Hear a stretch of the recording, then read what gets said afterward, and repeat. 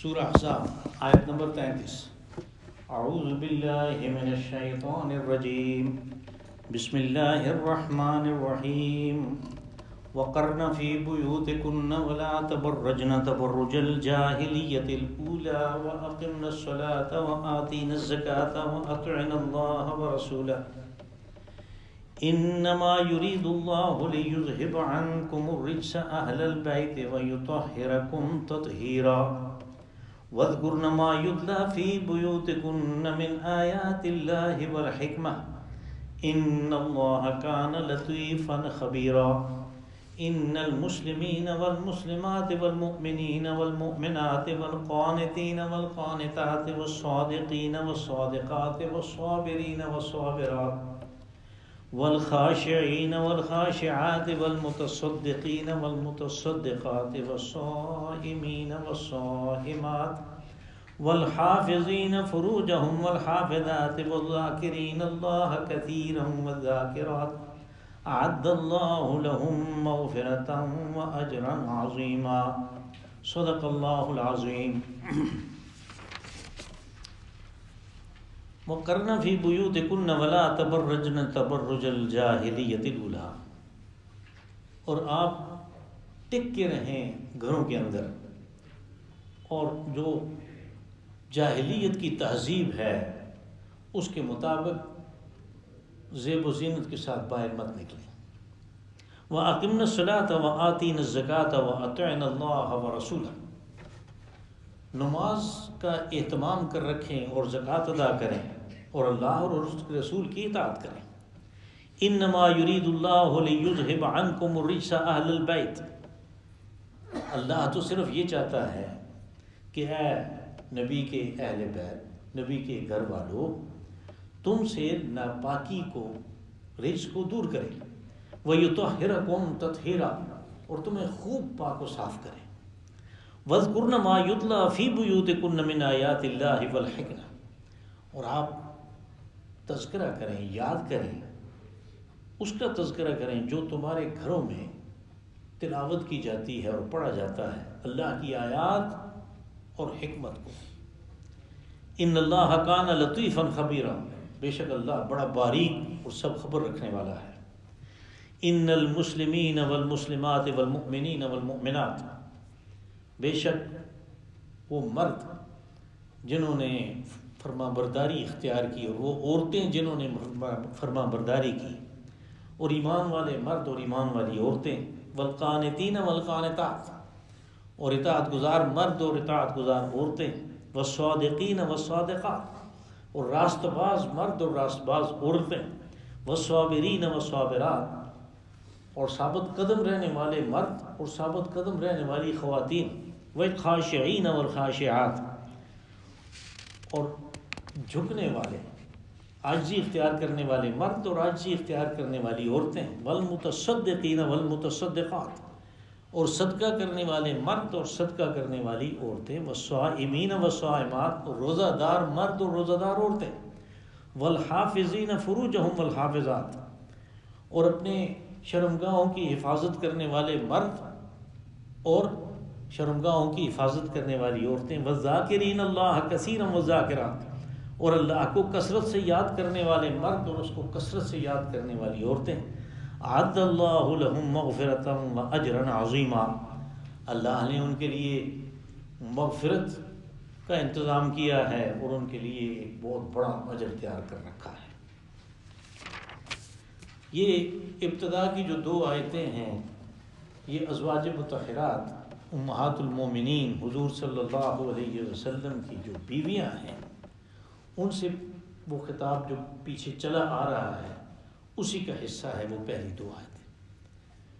پہلی آیت میں یہ بات کہی کہ وَقَرْنَ فِي بُيُوتِكُنَّ، کہ اپنے گھروں میں ٹک کے رہیں۔ اب اس ٹکڑے سے یہ مطلب نکلتا ہے کہ عورتوں کا جو دائرہ کار ہے، ان کی جو مصروفیت ہے، ان کی جو مشغولیت ہے، ان کا جو صبح و شام کرنا ہے وہ گھر کے اندر ہے۔ اور یہ الفاظ اس قسم کے ہیں کہ گھر سے باہر نکلنا نہ کوئی ان کے لیے حرام ہے، نہ کوئی ممنوع ہے، نہ کوئی مکروہ ہے، لیکن یہ نکلنا اس صورت میں ہوگا کہ جب اس کے بغیر گھر کے اندر گزارا نہیں ہے. جب نکلنا ایک مجبوری ہے، ایک شناختی کارڈ بنانا ہے، اور وہ ناظرہ کا دفتر تو اس کے گھر نہیں آتا. کسی بچے کا سرٹیفکیٹ چاہیے تو سکول جانا ہوگا، اور اسی طرح اور کام ہے. تو ان کے لیے یعنی جس کے بغیر کوئی چارہ کار نہیں ہے، اس کے لیے وہ ان حدود اور قیود کی پابندی کرتے ہوئے کہ جو اسلامی معاشرے میں عورت سے کہا گیا اور جس کا تذکرہ آگے آ رہا ہے اس سورہ مبارکہ میں، وہ ساری حدود جو ہیں، پردے کے احکامات جو ہیں ابتدائی وہ آ رہے ہیں، اور تفصیلی احکامات جو پردے کے تھے وہ ہم سورہ نور میں پڑھ چکے ہیں 18ویں پارے میں. تو ان حدود کو کی پابندی اختیار کرتے ہوئے وہ گھر سے باہر نکل سکتی، لیکن عورت کا جو دائرہ کار ہے وہ گھر کے اندر ہے. اب گھر کے اندر اس کی مصروفیت کیا ہوگی، وہ کس طرح اپنا ٹائم گزارے گی؟ یہ خطاب تو ازواج مطہرات سے ہے، لیکن ان کے توسط سے یہ خطاب پوری امت کے لیے ہے، یہ نہیں کہ یہ صرف ان کے لیے ہے. وَلَا تَبَرَّجْنَ تَبَرُّجَ الْجَاهِلِيَّةِ الْأُولَىٰ. اب یہ تو تبرج ہے، اس کا مفہوم ہے کہ زیب و زینت کے ساتھ اور ان کپڑوں کی حدود کو چھوڑتے ہوئے کہ جو پردے کے لیے ضروری ہیں باہر نکلنا. اصل میں جو لفظ تبرج ہے یہ عربی زبان جو ہے اس کے اندر یہ وسعت ہے کہ یہ دوسری زبانوں سے کچھ الفاظ جو ہے وہ اپنے اندر سمو لیتی ہے، لیکن ان کو عربی ڈھنگ میں وہ ڈال لیتی ہے، عربی ڈھنگ میں. اسی طرح ناموں کے ساتھ بھی ہوتا ہے. مجھے یاد ہے ایک دفعہ میں نے کہا تھا کہ حضرت ابراہیم علیہ السلام کا اصل نام، وہ تو شمال کے رہنے والے، عراق کے رہنے والے تھے، وہاں پہ ان کا نام ابراہیم تھا، لیکن جب عربی میں آیا تو ابراہیم ہو گیا. اس طرح وہ تبدیلی کرتے رہتے ہیں. تو بارج جو ہے، بارج یہ انگریزی زبان کا لفظ ہے، اور پتہ نہیں اور کون کون سی زبانوں میں استعمال ہوتا ہوگا. یہ اس کشتی کو کہتے ہیں کہ جس کے اوپر چھت نہیں ہوتا. ہم اس کو اپنی زبان میں تو نہیں، اردو میں تو کوئی لفظ نہیں ہے، لیکن انگریزی میں اس کو ٹگ بوٹ کہتے ہیں. وہ ایک سیدھا سا ٹینک ہوتا ہے جس کے اوپر ایک اس کا تختہ ہے، وہ فرش ہے اس کا. اب وہ یہ بند ٹینک ہے جس کی وجہ سے وہ تیرتی ہے، اور اس تختے کے اوپر بہت سا وزن اٹھا سکتی ہے. تو کوئی کرین کسی جہاز سے اٹھا کے اس پہ سامان رکھتی ہے، پھر کرین ڈاک ہوتی ہے اور اس سے اٹھا کے وہ لوڈ جو ہے اس کو ٹرک کے اوپر پے کرتی ہے. اس قسم کے لوڈ ہم جب کام کرتے تھے تو ٹرانسفارمر وغیرہ اس طرح بحری جہاز سے اتارتے تھے. تو وہ بارج ہے جس کے اوپر چھت نہیں. یہاں کا تبرج نہ تبرج الجاہلیت الاولیٰ، یعنی اس طرح ننگ دڑنگ باہر نکلنے کی بالکل کسی طرح بھی اجازت نہیں دی جا سکتی. تو اس میں زیب و زینت بھی آ جاتا ہے کہ زیب و زینت کے ساتھ، آرائش کے ساتھ باہر نکلنا. اس آرائش میں جیسے دوسری جگہوں پہ ہم پڑھ آئے ہیں کہ وہ چیز بھی شامل ہے کہ اس طریقے پہ چلنا خاتون کا کہ جس سے اس کے زیورات کا اظہار ہوتا ہو. اس کے پاس تو فلاں چیزیں بھی ہیں کیونکہ ان کی ایک آواز ہوتی ہے. تو پھر اگر یہ چیز ہے تو چلنا اس طریقے پہ ہوگا کہ اس کا پتہ نہ چلے کہ اس کے پاس کیا ہے. اب یہاں پہ کہا کہ جاہلیت الاولیٰ، اور میں نے دیکھا کہ بعض تفسیروں میں تو جاہلیت الاولیٰ کو یعنی پرانی تہذیب، پہلی تہذیب. تو پھر پہلی تہذیب یہ شاید نوح علیہ السلام کے زمانے کی تہذیب کی بات ہو رہی ہے. نہیں ہے، یہ تو اصل میں جو اولیٰ کا لفظ آیا یہ اس لیے ہے کہ اس تہذیب کی موت ہے. اسلام کا جو آمد ہے وہ جو اس سے پہلے کی ایک تہذیب تھی جس میں کسی پردے وغیرہ کا کوئی تصور نہیں تھا، یہ اس کی موت کے بارے میں خبر ہے. جاہلیت الاولیٰ اس کو کہا، یعنی پرانی بات ہو گئی، وہ قصہ ماضی ہو گیا، وہ پارینہ ہو گیا. اب اس کی وہ واپس لوگوں کی خواہش ہو بھی تو وہ چیز واپس نہیں آ سکتی. اب دیکھیں اس کے اندر یہ چیز بھی ہے کہ اب یہ سارا مضمون اس طرح شروع ہوا کہ منافق عورتیں جو ہیں وہ ازواج مطہرات کے پاس آ کے طرح طرح کی باتیں کرتی تھیں. وہ ان کو اس قسم کی بات کرنے کی کوشش کرتی تھیں کہ بھائی آپ تو ایک قید کی زندگی گزار رہی ہیں، حالانکہ آپ اتنے اچھے خاندانوں سے تعلق رکھتی ہیں، اتنی اچھی آپ کی شکل و صورت ہے. تو وہ اس قسم کی باتیں کرتی تھیں. تو کہا کہ یہ جس تہذیب کی دعوت دے رہی ہیں وہ قصہ ماضی ہے، وہ قصہ پارینہ ہے، وہ ختم ہو گیا، جاہلیت الاولیٰ، یعنی اس میں اس کے ختم ہونے کی خبر ہے کہ اس تہذیب کو مت اختیار کرو. وَأَقِمْنَ الصَّلَاةَ وَآتِينَ الزَّكَاةَ وَأَطِعْنَ اللَّهَ وَرَسُولَهُ. اب گھر میں تم نے کیا کرنا ہے؟ نماز کا اہتمام کرنا ہے، نماز کے قیام کا اہتمام کرنا ہے اور زکوٰۃ ادا کرنا. اب یہ دو چیزیں جیسے اکثر و بیشتر آپ مجھ سے سنتے ہیں، اصل میں یہ پورے کے پورے اسلام کی تعبیر ہے. جب نماز اور زکوٰۃ اکٹھے آئیں تو نماز سے مراد حقوق اللہ ہے. نماز تو اس کا مظہر ہے، ایک اس کا اظہار ہے کہ جس وقت آواز آئے گی ہم بھاگ کے آئیں گے، سارے کام چھوڑ کے آئیں گے. تو یہ کیا ہوا؟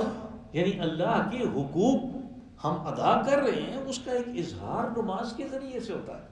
جو اس کے باقی حقوق ہیں کہ بھئی نماز والا وہ بھی کرے گا. جب نماز پڑھ رہا ہے تو اللہ کے جو باقی حقوق ہیں ان کا بھی وہ خیال رکھے گا. تو وہ کس طرح کہ نماز کے اندر جو وہ پڑھتا ہے اس کو پتہ ہونا چاہیے میں کیا پڑھ رہا ہوں. اگر 5 دفعہ آ کے وہ اللہ کو کہتا ہے کہ تو رب العالمین ہے، تو رحمان الرحیم ہے، تو مالک یوم الدین ہے، میں تجھ ہی سے مدد مانگوں گا، تیری ہی عبادت کرتا ہوں، اب کتنی دفعہ اپنے قول کی خلاف ورزی کرے گا باہر نکل کے، اگر اس کو پتا ہے کہ میں کیا کہہ کے آیا ہوں اندر.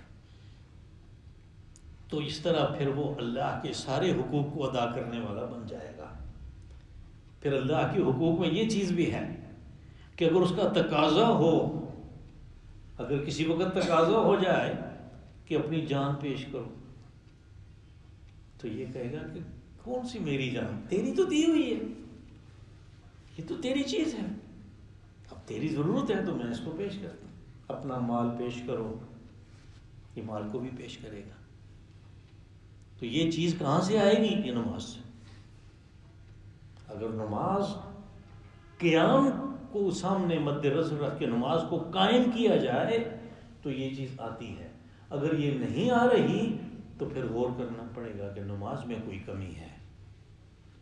نماز بھی پڑھ رہے ہیں اور وہ چیز بھی نہیں آ رہی، اس قسم کے عقائد بھی نہیں بن رہے، تو پھر نماز میں کمی ہے، اس کو درست کرنا پڑے گا.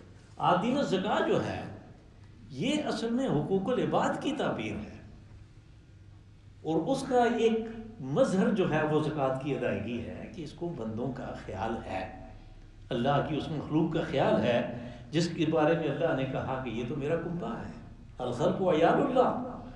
اس نے کہا کہ ساری مخلوق یہ میرا کنبہ ہے. اب دیکھیں نا، کنبے کے کسی ایک فرد کو اگر بھوک لگی ہے تو کنبے کا سربراہ کیا کرے گا؟ کہے گا مرنے دو اس کو؟ نہیں، وہ اس کی قدر کرے گا جو اس کو کھلاتا ہے، اور ان کو وہ پکڑے گا جو اس کو بھوکا مرنے کے لیے چھوڑ دیا. اور یہی وہ چیز ہے جو حدیث رسول صلی اللہ علیہ وسلم میں بیان ہوئی کہ جس کا پڑوسی بھوکا سو گیا وہ جنت میں نہیں جائے گا. اس کا کتنا حق ہے. تو بندوں کے حقوق جو ہیں وہ تو بہت زیادہ ہیں، حقوق العباد تو زیادہ ہے، لیکن ان کا اظہار زکوٰۃ کی ادائیگی سے ہوتا ہے. اگر بندہ زکوٰۃ ہی نہیں دے رہا، ضرورت مند بیٹھے ہوئے زکوٰۃ نہیں دے رہا، تو پھر اس کا مطلب یہ ان کے حقوق ادا نہیں کر رہا. تو یہ پورے کا پورا دین ہے، حقوق اللہ اور حقوق العباد، ان کا اظہار اکٹھے جب قرآن پاک میں یہ چیز آتی ہے اقیموا الصلاۃ وآتوا الزکاۃ، اس کے ذریعے سے ہوتا ہے. وَأَطِعْنَ اللَّهَ وَرَسُولَهُ، اور یہ کہ اللہ اور اس کے رسول کی اطاعت کریں. اب یہ دین ہے وہ تو اسی اطاعت کا نام ہے، اللہ کی اطاعت کرنی ہے، لیکن کیسے کرنی ہے؟ جیسے رسول صلی اللہ علیہ وسلم نے بتایا. اس سے ادھر ادھر اگر اپنی طرف سے اس میں کچھ جمع کرنے کی کوشش کی، کچھ منفی کرنے کی کوشش کی، تو وہ اس کی اطاعت نہیں ہے، وہ رسول کی اطاعت بھی نہیں ہے، وہ اللہ کی اطاعت بھی نہیں ہے۔ یہ ہوگی اس طرح جس طرح رسول علیہ الصلوۃ والسلام نے وضاحت کی اس کی۔ انما یرید اللہ لیذھب عنکم الرجس اہل البیت ویطہرکم تطہیرا۔ کہا کہ اللہ تو یہ حکم اس لیے دے رہا ہے کہ گھر کے اندر رہو، نماز، زکوٰۃ، اطاعت، یہ کس لیے ہے کہ وہ چاہتا ہے کہ تم سے گندگی کو، ناپاکی کو، جو ظاہری اور باطنی ہے دونوں قسم کی، اس کو دور کرے اور تمہیں خوب پاک صاف کرے۔ یہ جو خوب پاک صاف کرنا ہے، اس میں ظاہری گندگی کو بھی صاف کرنا ہے، اور وہ ظاہری گندگی کیا ہے؟ بے پردہ گھومنا۔ اس میں باطنی گندگی بھی ہے، یعنی اس کے ذریعے سے، اس کی وجہ سے جو اور برائیاں پیدا ہوتی ہیں، ان سب سے پاک رکھنے کے لیے اس نے کہا کہ تمہیں یہ حکم دیا گیا۔ اب آپ کی وساطت سے، امہات المومنین کی وساطت سے یہ خطاب، یہ احکامات ساری امت کی خواتین کے لیے ہیں۔ تو ان کا مقصد یہ بتایا کہ تم سے دور کرے اور تمہیں پاک و صاف کرے، گندگی کو تم سے دور کرے۔ اب اس سے ایک بات اور بھی نکلتی ہے، جیسے پیچھے سے یہ بات آ رہی ہے یا نساء النبی، یعنی آپ اگر دیکھیں دوسری جو آیت ہے اس کی، یا نساء النبی، یہ تیسری لائن کے شروع میں، یا نساء النبی لستن کاحد من النساء، اے نبی کی بیویوں۔ اور اس سے پہلے بھی یہی بات آئی، اس سے پچھلی جو آیت ہے اس پارے کی آخری آیت، اس میں بھی یا نساء النبی، اے نبی کی بیویوں۔ تو آگے کہا اہل بیت۔ اس کا مطلب یہ ہے کہ اصل میں جو اہل بیت ہیں وہ حضور صلی اللہ علیہ وسلم کی ازواج مطہرات ہیں، وہ اہل بیت ہیں۔ پھر ان کے ساتھ اگر کوئی دوسرے شامل ہوتے ہیں تو وہ اصلاً نہیں ہے بلکہ طبعاً اور ضمناً ہیں۔ اصل اہل بیت ازواج مطہرات ہیں، اور جو غالی فرقوں نے ان میں سے چند کو علیحدہ کیا، یہ علیحدہ کر دیا، وہ یہ بالکل غلط بات ہے۔ یہ قرآن پاک کی صریح خلاف ورزی ہے۔ قرآن پاک نے کہا کہ یا نساء نبی، اور کہا کہ انما یرید اللہ لیذھب عنکم الرجس اہل البیت۔ قرآن پاک نے واضح کر دیا کہ اہل بیت کون؟ اصلاً یہ ہیں۔ دوسرے کوئی اگر شامل ہیں کسی وجہ سے تو وہ طبعاً ہیں یا ضمناً ہیں، وہ اصلاً نہیں۔ وَاذْكُرْنَ مَا يُتْلَى فِي بُيُوتِكُنَّ مِنْ آيَاتِ اللَّهِ وَالْحِكْمَةِ۔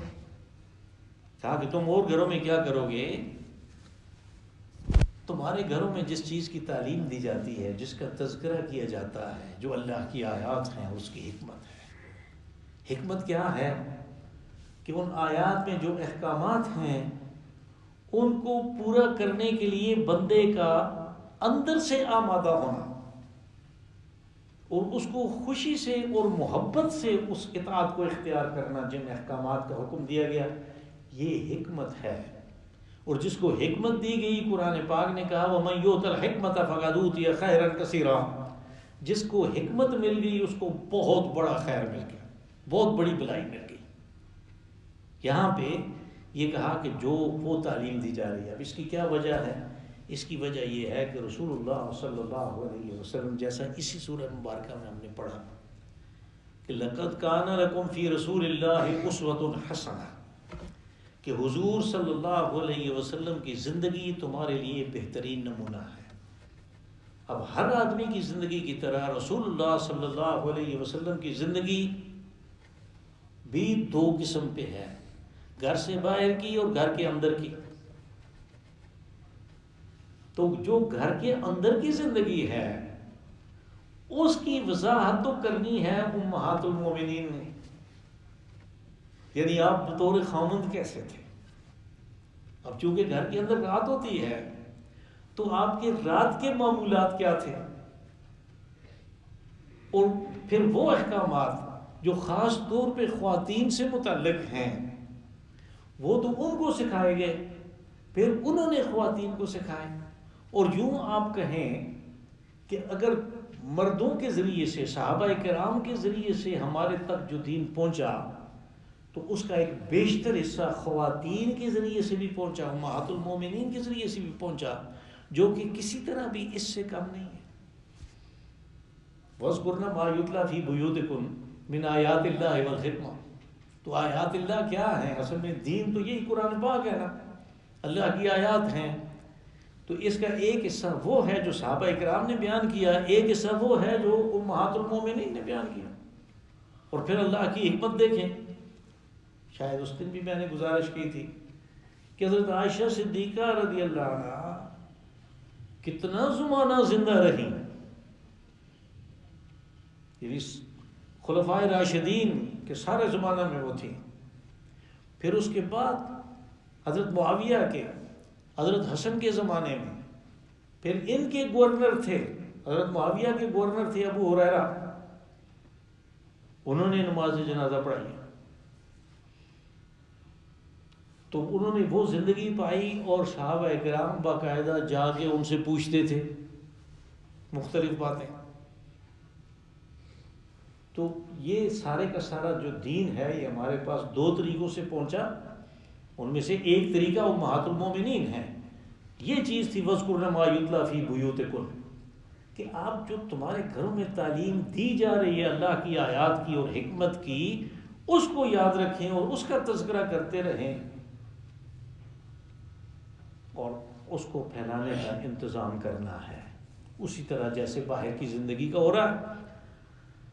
ان اللہ کان لطیفا خبیرا.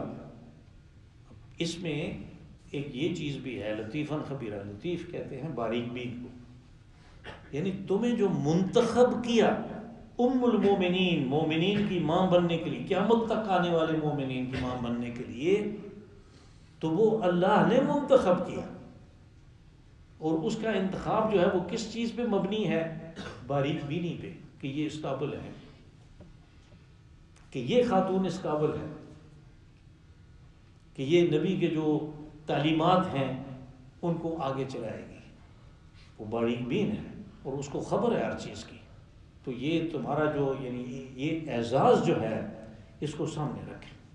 اب اس کے بعد یہ جو آیت ہے وہ مضمون ختم ہو گیا وہاں. اگلی جو آیت ہے اس کا تو یعنی یہ قرآن پاک میں ایک بڑی خاص قسم کی آیت ہے کہ جس میں مردوں کے ساتھ عورتوں کا تذکرہ ایک باقاعدہ ارادہ سے کیا گیا. ان 10 صفات ہیں یہ جو بیان ہوئی. وہ اس لیے ہے کہ قرآن پاک میں جو احکامات ہیں ان میں صیغہ جو عربی کا استعمال ہوا وہ مذکر ہے. جب ہم کہتے ہیں یا ایھا الذین آمنوا، اے ایمان کا دعویٰ کرنے والوں، تو یہ اصل میں خطاب ہے مذکر. گرامر کے لحاظ سے اس میں مؤنث نہیں ہے، لیکن عربی زبان کبھی کسی عورت نے ویسے انکار نہیں کیا کہ یہ میرے لیے نہیں ہے، یہ مردوں کے لیے ہے. اس کی وجہ یہ ہے کہ عربی زبان میں کہتے ہیں علی وجہ تغلیب. اب آپ کو میں اس کی مثال دوں کہ اللہ نے حکم دیا قُلْنَا لِلْمَلَائِكَةِ اسْجُدُوا لِآدَمَ فَسَجَدُوا إِلَّا إِبْلِيسَ. ہم نے کہا ملائکہ سے کہ آدم کو سجدہ کرو، تو ان سب نے کیا، فرشتے ابلیس نے نہیں کیا. حالانکہ ابلیس جو ہے وہ ملائکہ میں سے ہے ہی نہیں. لیکن جب اس نے اعتراض کیا، پوچھا اس سے کہ سجدہ تو نے کیوں نہیں کیا؟ میں نے حکم دیا، میں نے اپنے ہاتھوں سے بنایا، 2 ہاتھوں سے، خلق تو بیدی، پھر اس کو میں نے حکم دیا اور تو نے سجدہ نہیں کیا. تو اس نے وکالت نہیں پڑھی ہوئی تھی، اس نے LLB نہیں کیا ہوا تھا. تو اس نے کہا کہ میں آگ سے بنا ہوں، یہ مٹی سے بنا ہے، تو چونکہ آگ مٹی سے افضل ہے اس لیے میں نہیں جھکا. اب کتنی آسان بات ہے. وہ کہتا ہے کہ آپ نے تو ملائکہ کو حکم دیا ہے، اور میں تو ملائکہ میں سے نہیں ہوں، میں تو جنوں میں سے ہوں. جیسے قرآن پاک میں کان من الجن ففسق عن امر ربہ، جنوں میں سے تھا. کیوں نہیں کہا؟ اس لیے کہ جو حکم دیا جاتا ہے وہ جو غالب اکثریت ہے اس کے لیے ہے. یا جو غالب ہے اس کے لیے ہے، دوسرے اس کے اندر تباً داخل ہو جاتے ہیں عربی زبان میں. اس کو کہتے ہیں علی وجہ التغلیب. وہ اس کے اندر یہ اس کو پتہ ہے کہ مجھے بھی یہ حکم تھا. بالکل اسی طرح خواتین کے لیے جیسے جو بھی احکامات مذکر آئے ہیں وہ اس میں خواتین خود بخود شامل ہیں. جب ہم اردو زبان میں کوئی مقرر اسٹیج پہ آتا ہے، وہ کھڑا ہوتا ہے تو کہتا ہے معزز خواتین و حضرات، وہ خواتین سے بھی خطاب کرتا ہے. انگریزی زبان میں بھی لیڈیز اینڈ جینٹل مین وہ کہتے ہیں، جو تقریر کرنے لگتا ہے کہتا ہے لیڈیز اینڈ جینٹل مین، تو اس میں وہ دونوں آ جاتے ہیں. عربی میں یہ طریقہ نہیں ہے، عربی میں صرف مذکر استعمال کرتے ہیں. بے شک 2 آدمی بیٹھے ہوں، 20 عورتیں بیٹھی ہوں، طریقہ یہی ہوگا. تو اس لیے یا ایھا الذین آمنوا اس میں وہ بھی آ جاتی ہیں. لیکن ایک چیز ایسی تھی کہ جس میں انہوں نے کہا کہ یہ تو جہاد کرتے ہیں اور اس کے کتنے بڑے بڑے اجر ہیں قتال کے اور جہاد کے، خواتین کے لیے یہ موقع ہی نہیں، اکثر و بیشتر نہیں ہے. پھر یہ آیت ہے جو بتاتی ہے کہ جہاد وغیرہ اس قسم کی باتیں جو ہیں وہ تو جب موقع آتا ہے تو ہوتی ہیں، لیکن ان کے بغیر جو ہیں اجر عظیم پانے والے اور مغفرت حاصل کرنے والے یہ لوگ ہیں جن کے اندر یہ 10 صفات ہیں. تو وہ 10 صفات جو ہیں ان المسلمین والمسلمات، چونکہ یہاں پہ مومنین اس کے ساتھ ہی علیحدہ استعمال ہوا ہے، تو جب مسلم اور مومن علیحدہ علیحدہ ہوں تو پھر مسلم سے مراد فرما برداری اختیار کرنے والا ہے، اس لیے کہ اس کا پھر لغوی معنی یہی ہے. اسلام و تسلیم جو ہے، سر تسلیم خم کرنا، یہ ہماری اردو زبان میں بھی استعمال ہوتا ہے. سر تسلیم خم کرنا جو ہے یہ فرما برداری اختیار کرنا، یعنی بات کو مان لینے کے لیے ہے.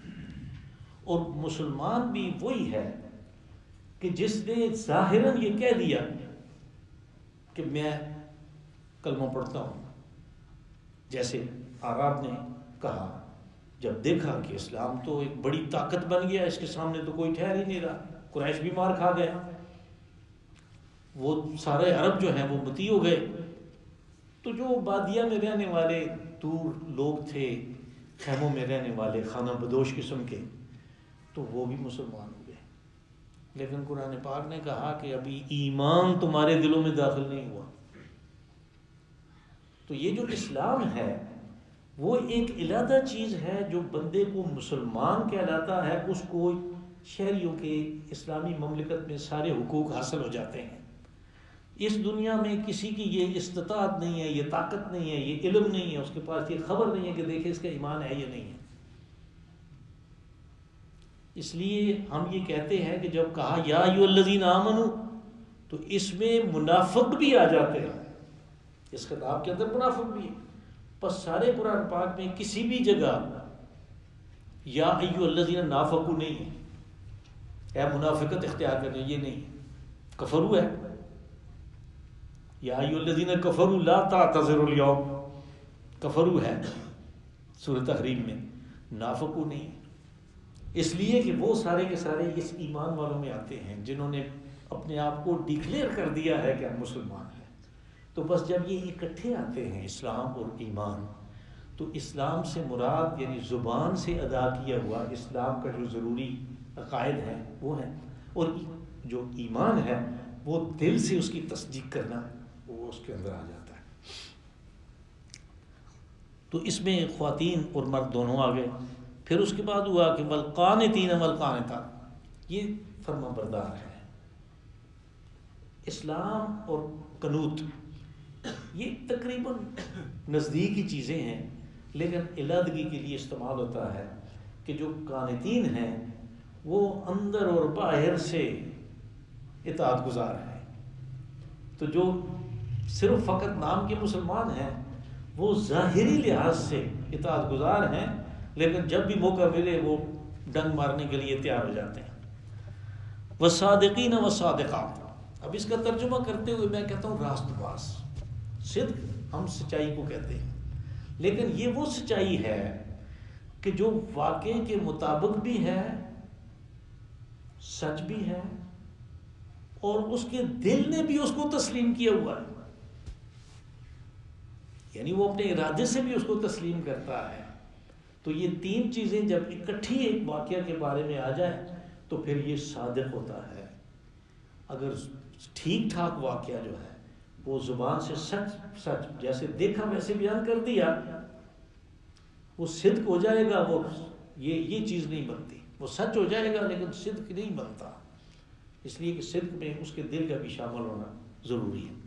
والصابرین والصابرات، یہ صبر جو ہے یہ ثابت قدمی کے لیے استعمال ہوتا ہے، یعنی ایک دفعہ متعین ہو گیا کہ یہ درست راستہ ہے، یہ صحیح عقیدہ ہے، یہ صحیح عمل ہے، پھر اس کے اختیار کرتے ہوئے جب کوئی مصیبت آئے، جب کوئی تکلیف آئے، جب کوئی دباؤ آ جائے تو اس کے اوپر ثابت قدم رہنا، یہ صبر ہے۔ ہمارے ہاں اسی لفظ کو ذرا دوسرے معنی میں لے لیا گیا کہ جو کچھ نہ کر سکتا ہم کہتے ہیں بس صبر ہی کرو جی، جب آپ نے کچھ نہیں کر سکتے، نہیں، صبر ثابت قدمی کے لیے ہے۔ والخاشعین والخاشعات، اور خشوع اختیار کرنے والا، خشوع ہے کہ جھک جانا، اللہ کے حکم کے سامنے جھک جانا، یہ جھکنا ہے کہ جو بھی حکم ہوگا میں اس کو تسلیم کروں گا، جو بھی مطالبہ ہوگا میں اس مطالبے کو تسلیم کروں گا۔ والمتصدقین والمتصدقات، اور صدقہ کرنے والے، صدقہ کرنے والے، صدقہ کیا چیز ہے کہ صدقہ دوسرے انسانوں کی جو ضرورت ہے اس کے بارے میں خیال رکھنا، اور اگر خود کر سکے تو اس کو ادا کرنا، بے شک زکوٰۃ میں سے ہو، زکوٰۃ نہیں ہے وہ ختم ہو گیا، آپ نے دے دی، لیکن ابھی آپ کے پاس اور ہے، مال تو ہے، تو ضرورت مند ابھی باقی ہے، تو اس کو آپ جو دیں گے یہ زکوٰۃ نہیں ہے، یہ صدقہ ہے۔ اب اس کی اہمیت کو آپ دیکھیں کہ زکوٰۃ کے لیے بھی لفظ ہی استعمال ہوا ہے۔ جب زکوٰۃ کا حکم آیا تو پھر اس کے مصارف جب ظاہر کیے گئے کہ یہ کہاں خرچ کیا جا سکتا ہے، فَإِنَّمَا الصَّدَقَاتُ لِلْفُقَرَاءِ وَالْمَسَاکِینِ، وہ 8 مصارف جو ہیں وہ صدقات کے طور پہ زکوٰۃ ہے۔ ہم سارے کہتے ہیں، سب مفسرین متفق ہیں کہ یہ زکوٰۃ کے مصارف ہیں، تو صدقہ کے بھی مصارف وہی ہیں۔ پھر یہ ہے کہ جب آدمی اس دنیا سے رخصت ہو جاتا ہے تو پھر اس کا حساب کتاب ہوتا ہے، وہ مرتا تو نہیں ہے، مرتا تو یہ تو ظاہری وجود ہے، اس کے اندر کا انسان تو چلا گیا، عالم برزخ میں چلا گیا، اب اس سے سوال جواب ہوتا ہے، اس کو شاید کوئی سوچنے کا موقع بھی ملتا ہے۔ تو قرآن حکیم کے مطالعہ سے یہ پتہ چلتا ہے کہ اس کو جو سب سے زیادہ افسوس رہتا ہے وہ اس بات کا کہ میں نے صدقہ کیوں نہیں کیا، یعنی یہ کسی جگہ بھی میں نے نہیں پڑھا، ہے ہی نہیں ہے، میں کیا پڑھتا کہ میں نے نماز کیوں نہیں پڑھی، میں نے روزے کیوں نہیں رکھے، میں نے حج کیوں نہیں کیا، نہیں، وہاں پہ صرف یہ ہے، یعنی سورہ مومنون میں ہے قرب ماتو یعنی ما یور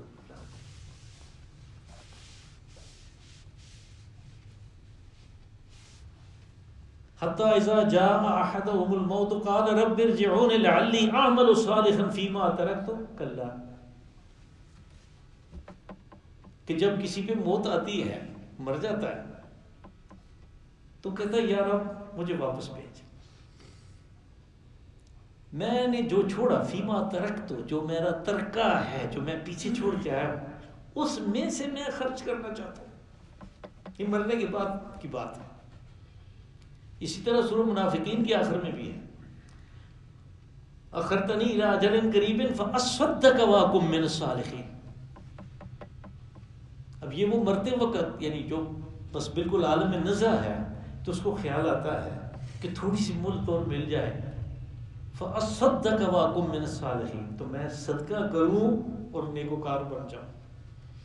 معلوم ہوا کہ اس وقت جو اللہ نے فرمایا نا سورہ کاف میں کہ فبصرک عن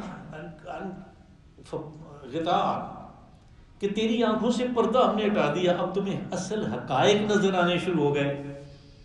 تو وہ حقائق کیا ہیں کہ یہ مال جو ہے یہ اللہ کے راستے میں خرچ کرنے کے لیے ہے، یہ اسی کا دیا ہوا ہے، میرا نہیں ہے۔ یہ حقیقت کبریٰ ہے، یہ بڑی حقیقت ہے جو ہمارے سامنے سے غائب ہے، اس لیے کہ آنکھوں پہ پردہ ہے۔ فَكَشَفْنَا عَنْكَ غِطَاءَكَ فَبَصَرُكَ الْيَوْمَ حَدِيدٌ، آج دیکھو ہم نے تمہاری آنکھوں سے پردہ وہ ہٹا دیا نا، تو اب تمہیں کیسا زبردست نظر آ رہا ہے کہ میں کیا کر کے آیا ہوں، کرنا کیا چاہیے تھا۔